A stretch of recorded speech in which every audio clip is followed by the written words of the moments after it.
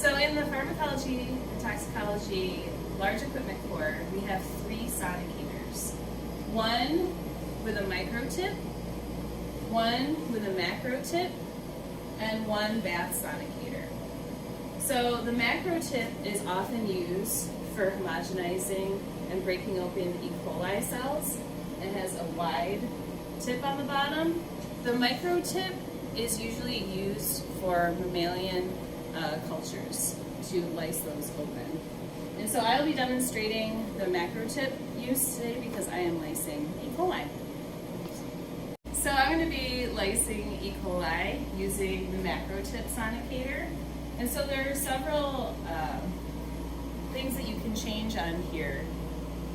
So you can either have a pulsed sonication or continuous.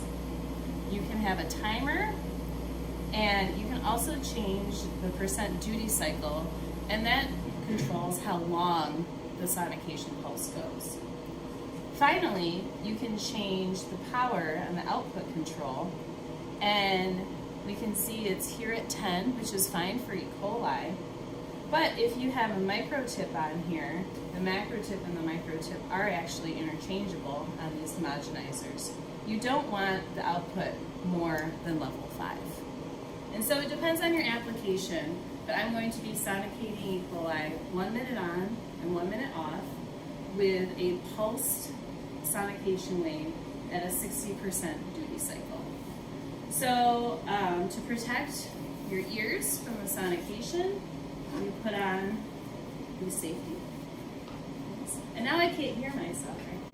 So 2 things that I do for E. coli sonication is that I have my lysate in a plastic beaker on ice.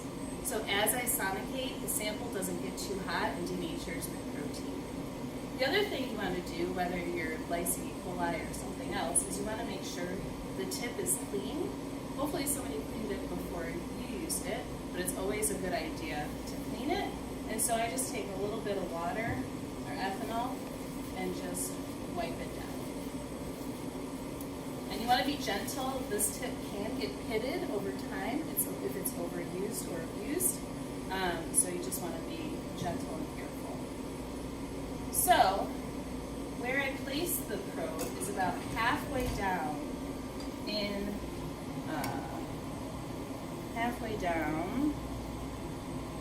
the height of the liquid. So right there I'm touching the bottom of the beaker, which is not good. So I'm going to raise it up a little bit. And so you see it's in the middle, more or less, and it's not touching the bottom. So now we have our ear protectors on and we're ready to go.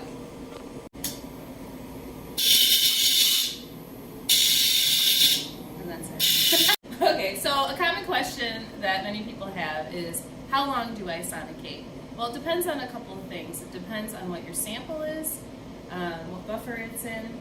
So, for instance, for E. coli, as I said, I usually do 1 minute on, 1 minute off, up to 10 minutes. And what I'm looking for is the E. coli lysate not to be viscous anymore. And I almost hear like a tone change when it's sonicating. For mammalian cells in the Macrotip, really almost all you need is a 30-second pulse. Usually you're in REPA buffer or something with detergents, so that bubbles up and those cells are lysed very quickly. So I'm getting really close to being done sonicating. The sample is getting less viscous. I've sonicated for about 6 minutes, 1 minute on, 1 minute off, so 6 minutes total. And just in case you didn't see this earlier, when I'm turning it on, all I'm doing is flipping up this switch.